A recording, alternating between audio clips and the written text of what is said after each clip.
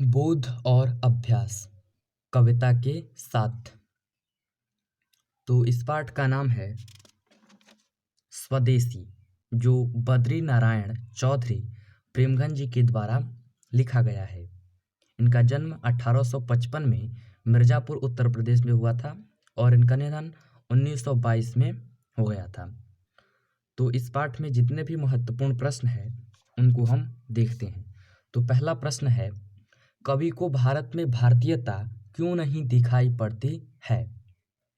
तो इसका उत्तर होगा, कवि को भारत में भारतीयता इसलिए नहीं दिखाई पड़ती है क्योंकि लोगों के आचार विचार, खान पान, वेशभूषा, चाल चलन आदि में महान परिवर्तन हो गए हैं।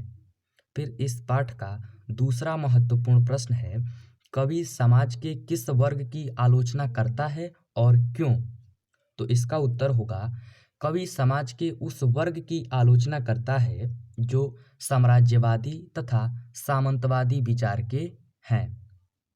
फिर अगला प्रश्न है, कवि नगर, बाजार, अर्थव्यवस्था पर क्या टिप्पणी करता है? तो इसका उत्तर होगा, इस संबंध में कवि का कहना है कि अंग्रेजी शासन में भारतीय उद्योग नष्ट हो गए हैं, स्वदेशी निर्मित वस्तुओं का उपयोग बंद हो गया है क्योंकि मशीन निर्मित वस्तुओं की अपेक्षा हाथ से बनने वाले वस्तुएं महंगी हैं। फलतः बाजार, हाट, नगर में विदेशी वस्तुओं का प्रभाव हो गया है। और इस पाठ का अगला महत्वपूर्ण प्रश्न है, नेताओं के बारे में कवि की क्या राय है? तो इसका उत्तर होगा, नेताओं के बारे में कवि का कहना है कि वे विलासी हैं।